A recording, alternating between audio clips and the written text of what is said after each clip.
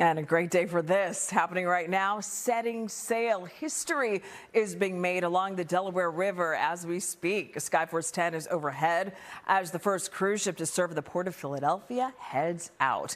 Now, this is the first time in almost 20 years that a cruise ship has docked here in Philadelphia. The Norwegian Jewel accommodates about 2,300 passengers. And right now, that ship is leaving port bound for Bermuda. NBC 10's Aaron Baskerville is live along the Delaware River with more on this historic voyage. Aaron. Jackie, why don't we just get together and hop on this cruise ship, right? But that's not our assignment today. But like you said, it's scheduled to leave around 4 o'clock, but I can tell you that's certainly going to be delayed as we still see passengers getting dropped off here. What's happening is you're seeing a bunch of buses come from nearby hotels that are bringing them over here so they can get on Norwegian Jewel and then head away. You can kind of see the size of this ship. There is so much excitement for this major milestone. All this means more and more visitors coming to the Philadelphia area.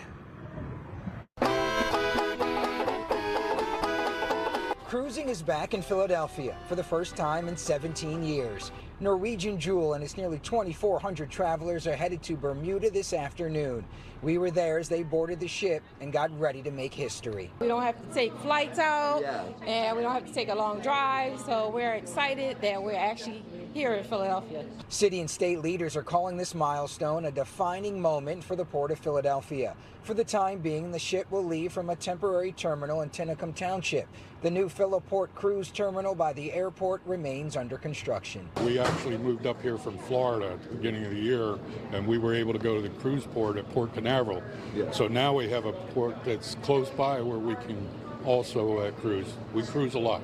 Norwegian Jewel heads back to Philadelphia next week, making a stop in Charleston, South Carolina on the way. In the fall, the ship will go to destinations like New England and Canada. We're told this new era of cruising will create nearly 2,200 jobs, generating close to $300 million a year for the state. Being that I'm from New York and I flew to Miami, it was easy, but that you have a port here now, I'm absolutely going to try it.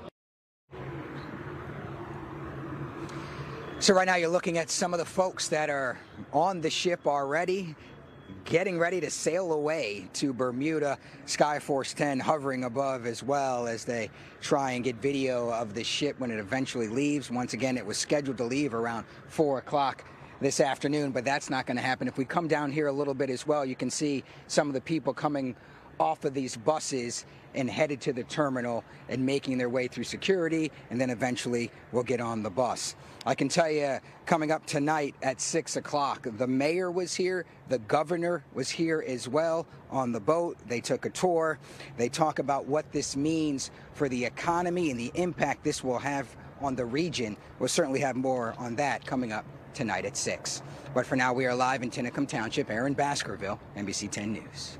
Aaron, I thought you were going to say that the ship was delayed because it was waiting for you to get finished with this live report so you could get back on board on that upper deck and sail off to Bermuda with the rest of them.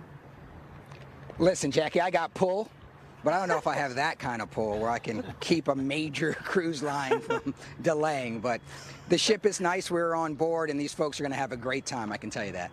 I bet they will. All right, good stuff. Aaron, thank you.